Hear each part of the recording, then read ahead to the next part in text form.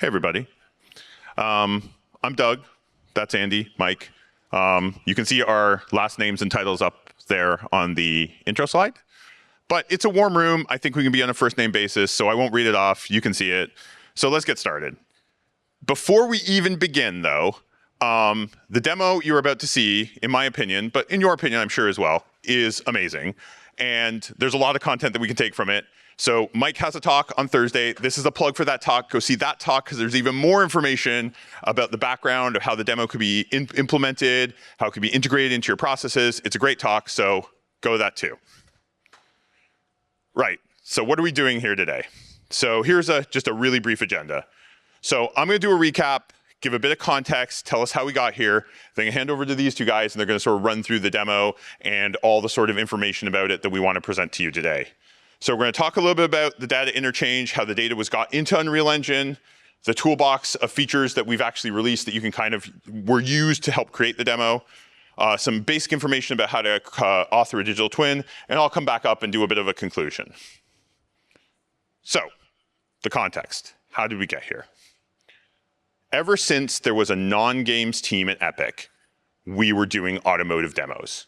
Automotive was a great early fit for Unreal Engine. It still is a great fit today, but it was especially a great fit early on because automotive data was complex, automotive materials are beautiful, and those really, really aligned with the core values of Unreal Engine. So we were a great mutual showcase, right?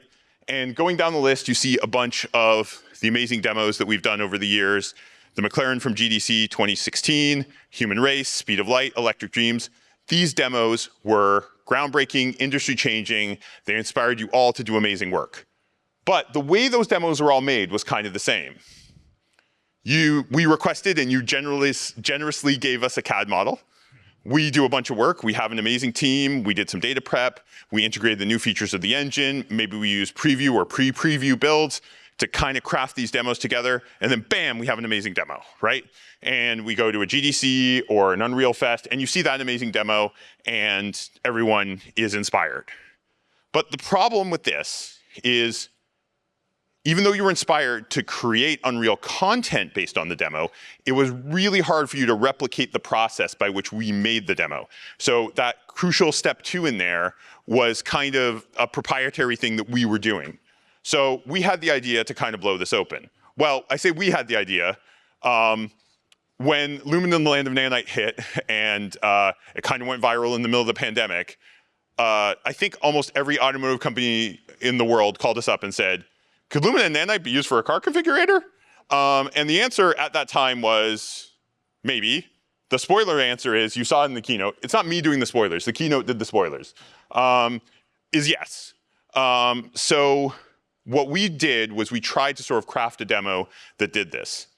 So fast forward to New Orleans Unreal Fest last year. There was a demo that was shown. Some of you were in that room. It was a demo that was primarily a substrate demo. It was behind closed doors. It wasn't recorded. And we were unable to sort of take that demo public and sort of evangelize it. Now, I said it was primarily a substrate demo. And right at the end of it, there was some Nanite stuff that we showed. It turns out that we had, for the first time, tried to fully prep a CAD data set with Nanite, and we successfully did it. There was a couple of bugs that we had to solve. That was in Unreal Engine 5.2. So fast forward to this year. The team has worked really hard in the last year to come to Seattle and bring you a demo that we can show that demonstrates the full power of Nanite for the use in a car configurator or in just a general automotive context. Like I said, I think the demo is amazing. When we were looking at the dailies every day, I would shout down the Zoom call that this was the best thing I'd ever seen. The team got sick of it, but it legitimately is. And you can tell I'm still hyped after seeing it a zillion times. So without further ado, let's take a look at the demo.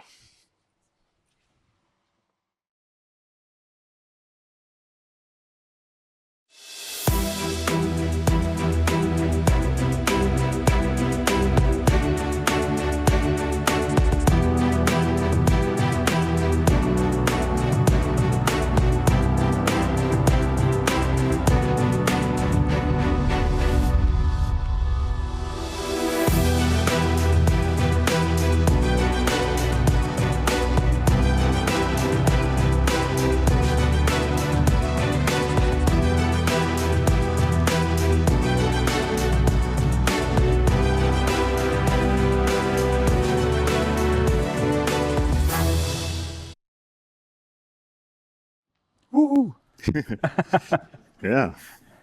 So who in the audience owns a BMW? All right. Great choice. So what you can see here is the new BMW 5 Series, and thanks to our friends at BMW, they sent us over the CAD data to create this amazing demo.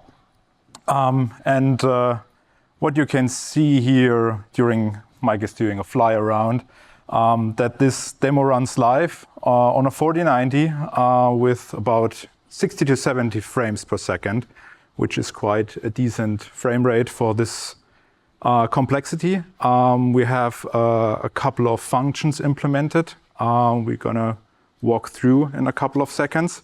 We implemented an on-screen menu to switch between different camera views. So you can define camera views for your approval meetings and stuff like that. What we also implemented is a switch between rasterizer and path tracer. So you can even path trace your images inside this demo. And when you switch out in the turnaround camera, you can also see that it's path tracing pretty fast. So you get an almost noise-free image in, I don't know, less than 2 or 3 seconds, which is quite awesome. You can restart the cinematic if you want to. You can take screenshots. Yeah, the most interesting thing is coming to colors and also to, let's call it special features. So Mike will show us a couple of colors here, which is pretty much standard configurator stuff. So until here, it's nothing special, nothing new. But what's really interesting is that you get a preview or a glimpse of all the little flakes in the car paint. You can almost touch it. And the most excited part of this demo will follow in a second. Yeah. So, just to take a minute on the car paint, we were really excited to be able to work so interactively directly in the editor and, being able to just have that fast turnaround time. Doug talked about dailies and just really being able to, be in real time and just have that kind of flexibility on, this single machine is just amazing. So, take the next part. Yeah. So I think everybody, it's a bit of a big reveal, and so we were really excited to be able to kind of take this thing apart and have Nanite do so much as we work around this thing. It runs so fast and so smooth. It's just incredible being able to peel apart these layers and, just explore the vehicle in context all the time.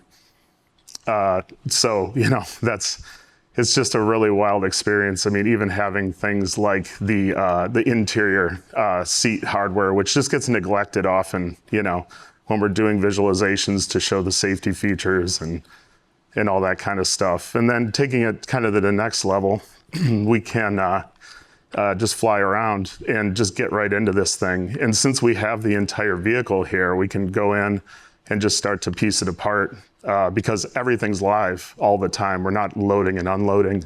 We're not, changing out of this stuff. And one of the fun things about being in a game engine with such a robust lighting system, we can do things like implement a flashlight, and really get in there. And literally there's every piece and part. It's really great that BMW gave us such a complete data set to push the limits of the editor. And then we, put it back together and snap the car back together. It just was so amazing just being able to work so interactively as a team, collaboratively, working through it. So, it's worth an applause.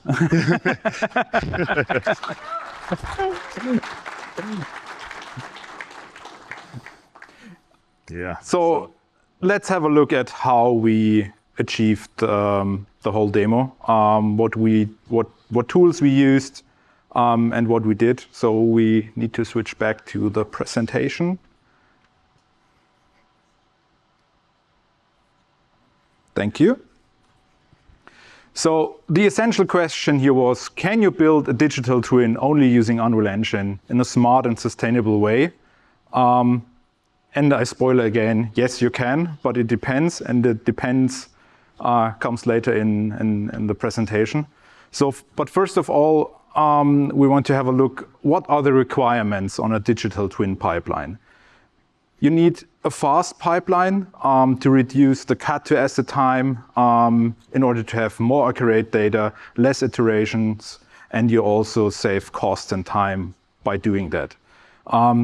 The pipeline needs to be flexible and extensible because no vehicle is like another. You need a robust pipeline because it needs to work even if you re-import later on, even the entire car, and the results need to be reproducible. And you need a future-proof pipeline that undergoes maintenance and improvements for the next couple of years inside the engine.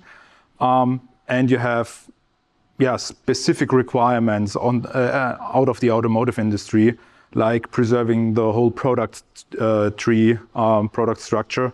And that's why we have chosen the Interchange import pipeline as our weapon of choice here. If you haven't heard Interchange in general, then I would recommend to scan the QR code. It links directly to the YouTube video, which is a recording of the introduction into the Interchange framework, which was done by our product manager, Flavian, at Unreal Fest Prague this year. So it gives you not only an overview of what it does, but also hands-on examples how you can achieve certain things. To give you, nevertheless, if you haven't seen it, a rough overview, the motivation behind Interchange is to create a modular framework with a clear translation and factory steps. So you have translation distinct per file format, you have common factories, and you have a common framework. And in order to leverage all this, it's easier to change settings, create presets, extend with custom processes. It's easier to maintain, and it's also batch import is multi-threaded, which is a huge time saver when you import large data sets. So what we did in our case is we used Datasmith for Interchange, and there are certain steps in the pipeline where you can inject your custom blueprints, and I will talk you through during the next coming slides which blueprints we created and what was the goal of each blueprint. But first of all, we need to have a look at the new CAD translator pipeline, which was introduced with 5.0. We had a new CAD library since 5.0 that added a better support for the existing CAD file formats. We added additional mesh operations that were available as CVARs. We nevertheless kept a fallback tessellation, and we introduced in 5.1 and as a default in 5.3 our new CAD kernel tessellation. The CAD kernel tessellation gives you a better quality with less polygons. As you can see on the bottom picture, you create less open edges and T-joints, which is crucial for the nanite conversion, and it supports the max edge length in the tessellation settings. Now, there are also a couple of new options for 5.5.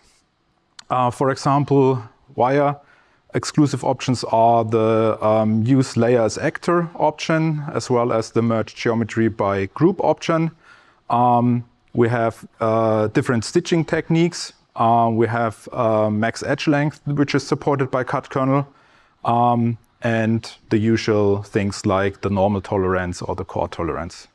And also new is the geometric tolerance and the stitching tolerance, which are both used to merge open edges, but in different pipeline steps during the tessellation. Another important topic is the CAD cache. This has also been there since 4/23, I think. Yeah. So the concept is pretty established. We have folders in the Datasmith cut cache subfolder in your project file. Each cut file is associated with a hash code based on its size, name, and timestamp. You have, in the end, 4 folders. The first folder that gets created is the cut file, which is then saved in the SDK format because it's much faster to read. The second folder is the scene folder. It describes the product structure with the extension SG.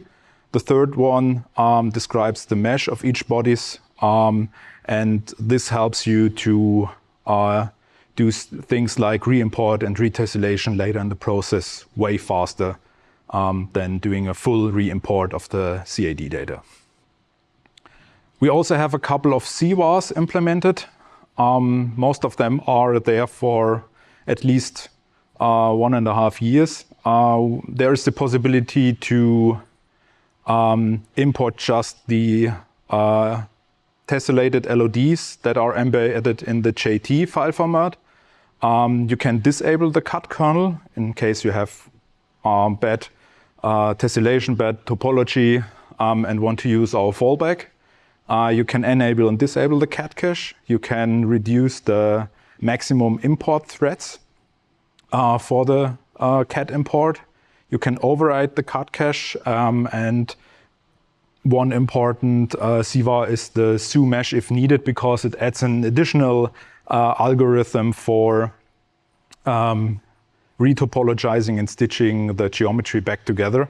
And it uses the cat translator stitching tolerance value to actually stitch the geometry. And having that CAD cache means that you can bring the data back in, Yes. and it preserves the changes that you've made in a lot of ways. Yeah, we come to that later as well. Yeah. So we have Datasmith in Unreal for a couple of years now. We have Interchange, which is quite new. And the combination of both of these things were the enabler for this demo. It's still experimental. We had a lot of roadblocks in the first weeks of the project, which made it pretty exciting. But most of them are fixed for the release of 5.5. So that's good. And the important thing is that all of our pipeline steps will be re-executed if we re-import the cut files. That was one crucial thing for us, because you don't want to start from scratch once you re-import things. And that will happen during a car development cycle quite often. We were really able to replicate that real world data change. I mean, we changed parts in and out, and it wasn't artificial. We literally were getting data like we typically would in a production pipeline. So it was great to dog food it that way. Yeah. Let's have a closer look at the Datasmith for Interchange pipeline. First of all, we defined the basic settings in the Interchange pipeline. So we activated Nanite by default. We added a different master material so that we had a better visualization of the normal orientation. We got rid of duplicate materials during the import, because usually if you import an entire car, or in our case, even 150% of a car with all variants, then you end up with a lot of duplicated materials. And you can also define the search location for these duplicate materials. So if it's per import or per entire car, that's all customizable here. And that was everything we did so far, because most of the automotive stuff is also already pre-selected when you activate Interchange for Datasmith. What we then did was we created custom pipelines for different types of actions. So we created, first of all, a scene. In this case, we called it custom data import for CAD. And then we added the Datasmith interchange translator. We added in total 4 different interchange blueprints that were executed during the pipeline. And you can stack these pipelines and these blueprints in the settings like Photoshop Actions, which is a quite cool thing, because then you can user define the scenes and then just use the first 2 blueprints for example, for an FBX import for the soft parts or for the tires, and for the CAD import, you can use different blueprints, which makes it very, very efficient. To give you an overview, when we executed what in the pipeline, I brought back this. Yeah, you can see it. It looked a bit dark. You can see where we implemented these blueprints. So we had the cut part filtering. We did that right at the beginning because we wanted to get rid of data that we didn't want to process at all, which made the whole scene already lighter. Then we had a script to correct the names and the path length, because if you want to work in a version control environment, you need to be cautious with the path length. And then we have the post-import procedure where we add materials, UVs, and stuff like that. So having a closer look at the delete parts that are relevant procedure. As I said, we used the interchange blueprint for the execute pipeline. We created a data table which was based on a CSV, and feeded this CSV with different names and different tags, so that we got filtering and deactivated the nodes during the first pass-through, so that they don't even get imported. That was stuff like manufacturing information, foils, light cubes, and stuff like that. You can see it on the screenshot. So not really stuff that we need to visualize the car, but that is in the car or in the data set to for the manufacturing people at the customer. The good thing was that this CSV, we started with, I don't know, 5 or 6 entries. And then in the end, we ended up with more than 100. So it grew over time. And it also works with a re-import. So you import your data once and see, okay, this and that we could kick out, add the name, reload the blueprint, the data table in the blueprint, and then re-execute the pipeline, and it's gone. That's one of the big benefits of keeping the original CAD hierarchy, is because we could just cycle through. Yeah.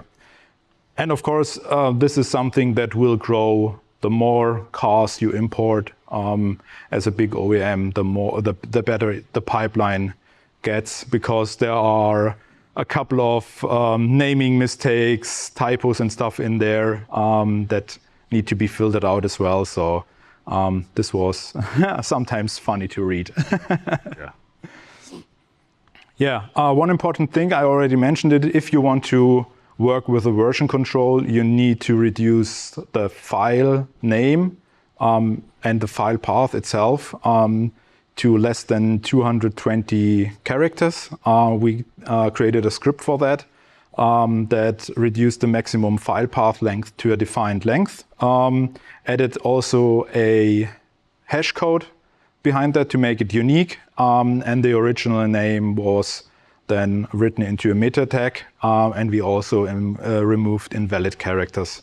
Otherwise, we wouldn't have been able to use version control. And that was kind of crucial. Mike will go over that in his talk, because we worked in 4 different time zones across the globe. Which very distributed. Also interesting was the possibility to combine these interchange blueprints with geometry scripting. So we were able to create UVs already during the import, which helped us a lot, because in the end, I think I spent 2 hours in total doing manual UVs for the car interior. For the exterior, everything was just created during the import, which saved a lot of time. You have different UV creation methods. You have additional manipulations for repacking or scaling and so on. And you could also combine the first blueprint and the second blueprint, for example, that you have an import of the soft parts. They have certain namings in there, and then you just create a different UV layout than having the CAD data imported. And the UV algorithm worked surprisingly good with unclean CAD data, which was also a huge time saver. That's an understatement. It was awesome. Yeah. In order to not click all these menus during the import process manually, we created a Python script that simply you define a root folder, you define a file extension. In our case, it was cut product, and you define the import game folder, and then you can also define the interchange blueprints steps further down, which are then fired up during the import process. So in the end, when the pipeline was done, I made the script read the folder location, went to bed, and on the next morning I had the complete car in there, and it was, let's say, 60% already prepped. I talked about the retessellation. You see in the video here, it's already shaded, so it's pretty late in the process, and we still can go from fine to rough to very fine again in the tessellation, thanks to the CAD cache. And you can also change the tessellation algorithm via CVAR, but then you have to re-import it. But in the end, we were pretty happy with our CAD kernel tessellation. We used the very, very, very minimum in terms of numbers, so you can't tessellate even finer anymore. We pushed it to the limit because we wanted to see how Nanite would handle all those objects and see where we were. And one important or interesting thing is the inspector. The inspector. The graph inspector is a pop-up window that pops up after your import is done, just before your geometry gets passed to the scene. And there you can see what happened during the processing of your interchange blueprints. So, for example, get the right nodes deactivated, did the right nodes get the right shaders and meta information and stuff like that. So you can actually check what happened after processing the interchange blueprints right before it hits the scene. And the reason that's a game changer is because in the past, everything would come into the scene and then you would evaluate it. But now, with this system, you have the opportunity to make decisions before it's written into your content folder, right? It's kind of a check gate. Thanks. So in the end, now we have the whole car inside of Unreal. You have a lot of objects in there. You have a lot of shaders in there. And how do you actually handle it? And for us, the user toolbox helped us to be really efficient, and it was a lifesaver for us. Our good colleague Frank created it a while back. It's experimental since Unreal Engine 5.2. Yeah. And also here is a QR code, so make sure to check out his EDC post, get a deep dive on how the toolbox works. And the basic motivation was to create a framework that lets you create your own UI window and add your most needed functions to it. So you save mouse miles if you want it like that. You have it always available. And in a typical studio, you have a technical artist setting up it for, I don't know, the lighting artist, the rendering artist, the data prep artist. And each and every category can have its own window with the most recent 5 functions or 10 functions. So what did we add here? We added 2 special shaders. Well, they are not that special, but they're not built in Unreal. That helped us to see if the normal orientation is correct on the car, which turned out surprisingly good. So we had to flip I don't know, I think 2 or 3 objects. That's it for the entire car.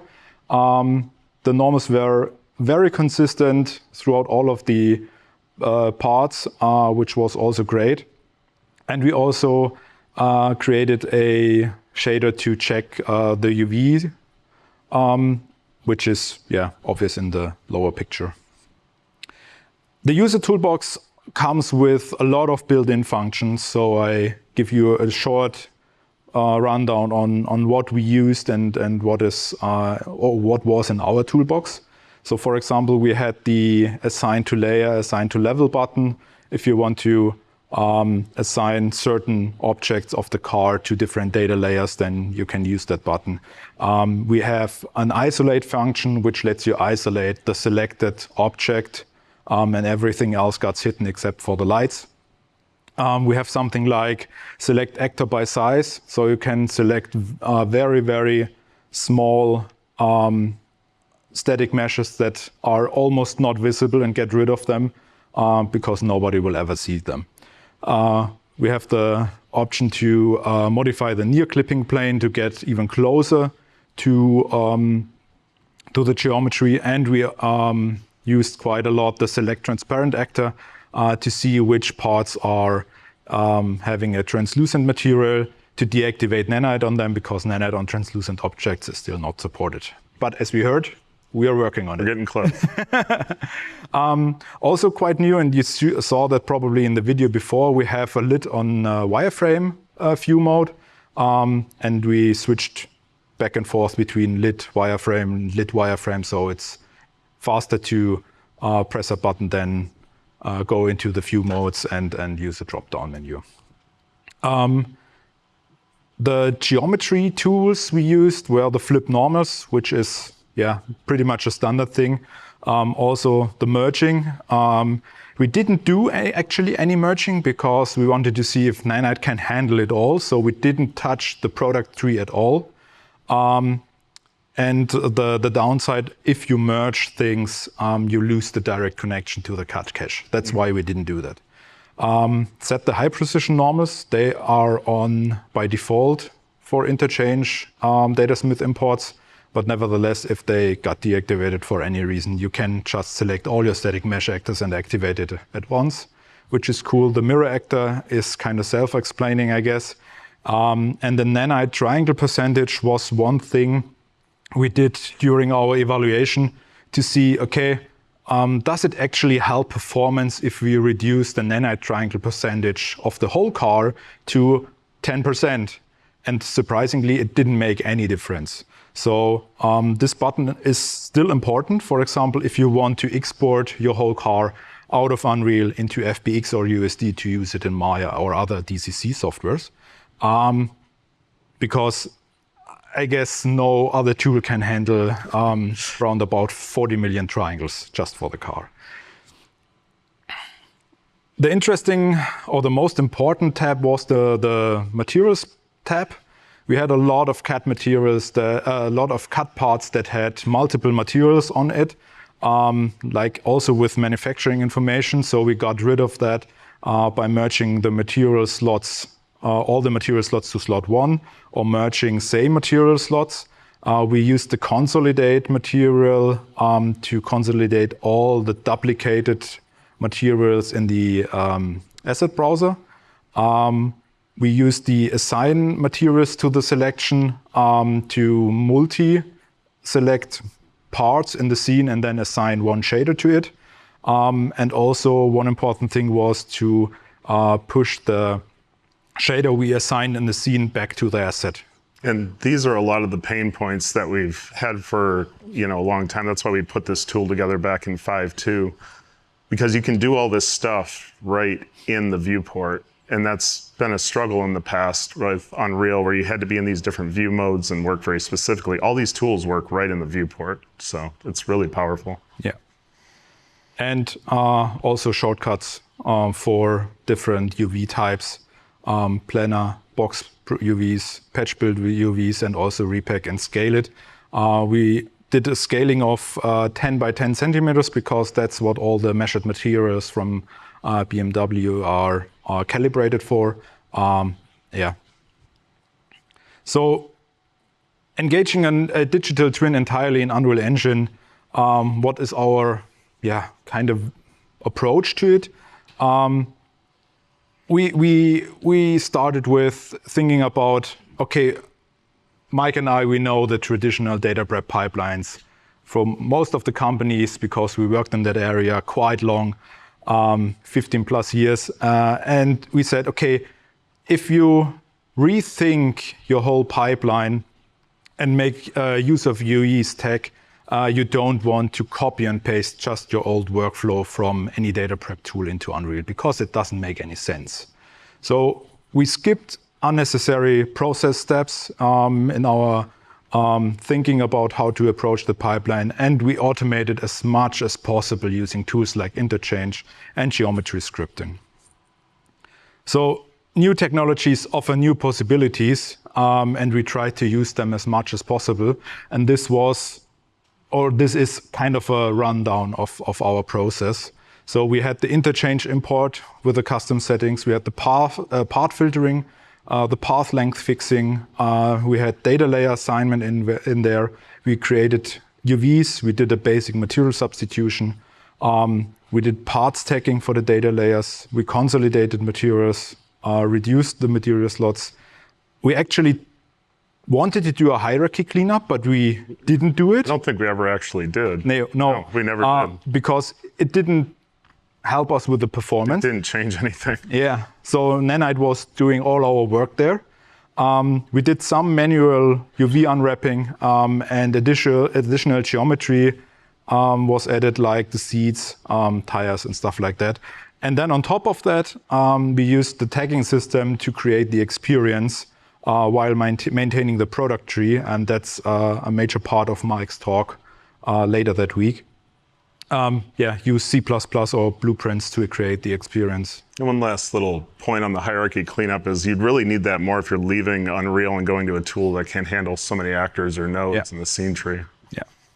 One important thing, and also I have QR codes here for you as well, is the one file per actor feature together with the world partition, because that enabled us to really work simultaneously on the whole scene and not blocking each other. So for example, Mike was working on the experience, another colleague, Florian, was working on the shaders, and I was working, for example, on the geometry or on the UVs and stuff like that. So that went pretty good. That was such a huge enabler because we never stepped on each other or locked each other out. Yeah. So the Nanite settings, I mentioned it. Nanite did lots of our work in terms of optimization. Settings you need to consider, especially in the automotive industry, is the position precision. Especially at small, thin objects like the icons, you want to increase the position precision to get round corners on the icons and not lose detail. You want to change the normal precision on all car paint parts, for example, to get better normals on the car paint parts for the clear code, especially with substrate. And you might change the fallback mesh the fallback target to percentage of triangles and set it to 100 if you encounter artifacts. In the end, we used stat nanite streaming to get the statistics of our entire scene, and there is also similar like the texture streaming pool. There's a nanite streaming pool size.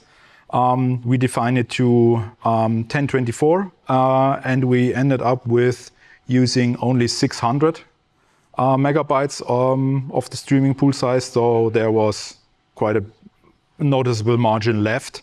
And in order to define the correct streaming pool size, you can use the second CVAR because it sets the quality level always to 1, and then you see instantly where you're running with your maximum streaming pool size. And we also use the modeling tools. The modeling tools are underrated. Yes. And they really helped us a lot. There was no point in time when we ever left Unreal to do something.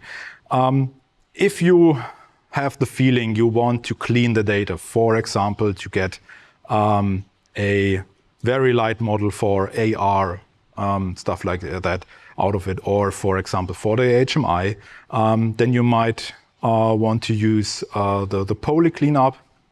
You can define a brush.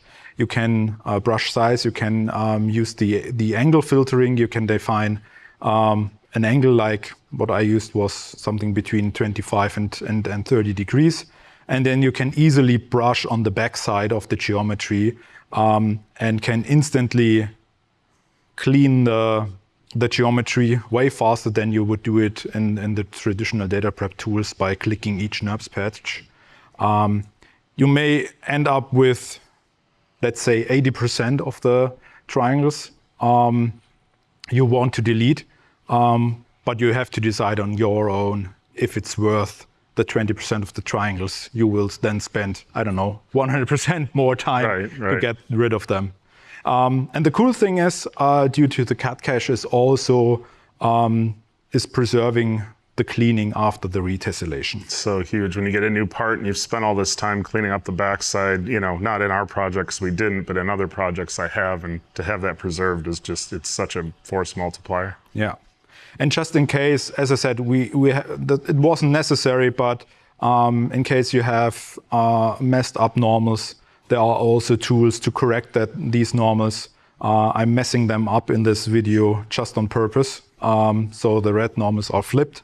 And I used the auto align tool to get them back in the right direction. And that's our normal visualizing shader, correct? Yes.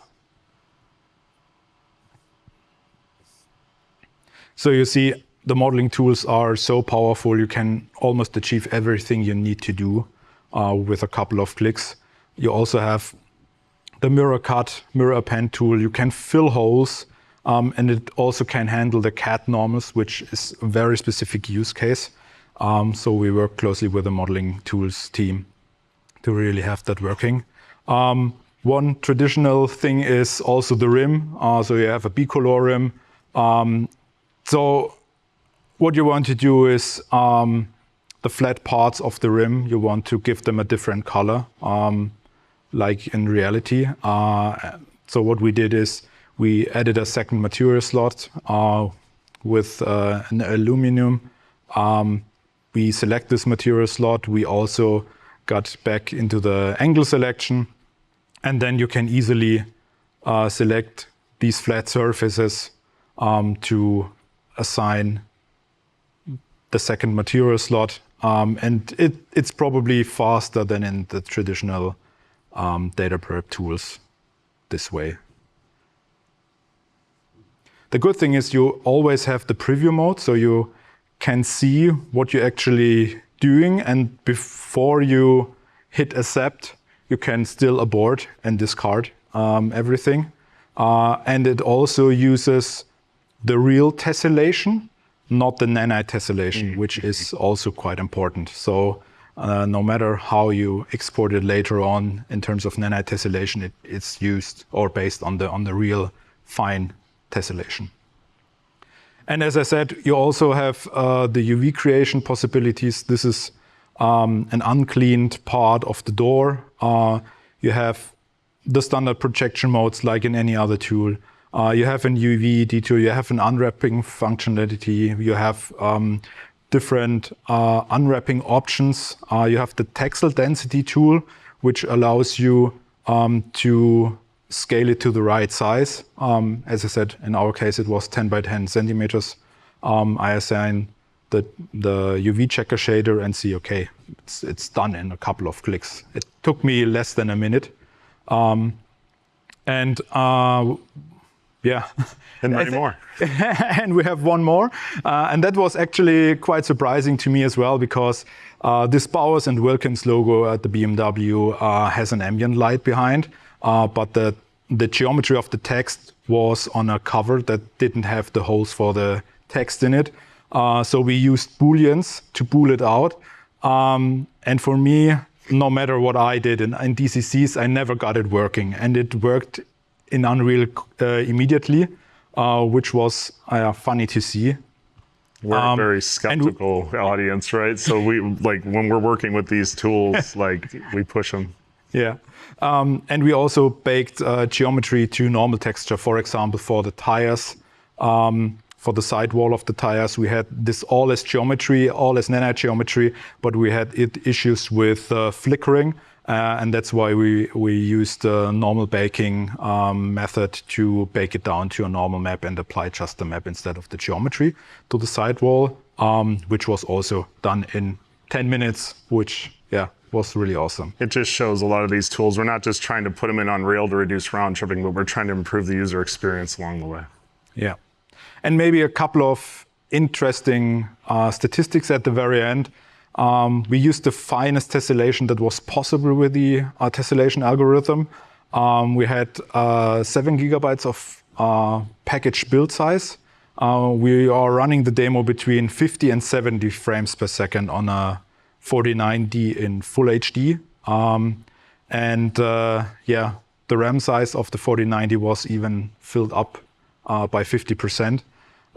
We had 55 gigabytes of usage of the system RAM, 37 million nanite triangles, 15,000 unique assets, and around about 24,000 actors in the scene. So, yeah. It was a fun project to push the limits of what, we can do. And welcome back, Doug. Nice. Right. So just to wrap up, that's just a demo, right? That in itself doesn't have a practical business use case, but you have the playbook on how to do that demo. This talk is recorded. You can go watch it again. You can reach out to any of us. We can help you out. We're going to try and see if we can get some more articles, some more learning materials published out of this. This is reproducible. If you work at an OEM, you can bring this to your team. If you work in an agency that services OEMs, you can bring this to them, right? You can find the business use case for this, okay?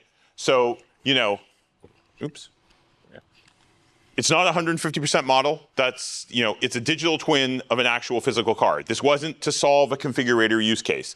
This was to make the thought experiment. Can I put into Unreal a practical digital twin that has everything on the vehicle as if I had it here in the room in front of me and I was able to rip pieces off and throw them into space? And that's what we created.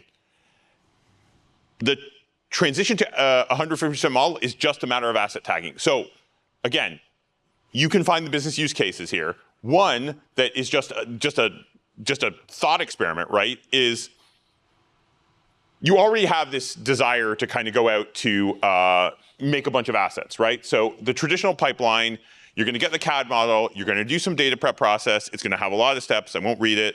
It takes a long time, it's probably a team that does it, and then you end up with the visualization master model, right? And this is the one that goes to all the marketing agencies to do your things, you use internally, and then that goes through some kind of asset creation process, right? And the asset creation process could be for artistic purposes, it could be for technical purposes, whatever it is. It could be for the website, it could be for a video, it could be a billboard, whatever.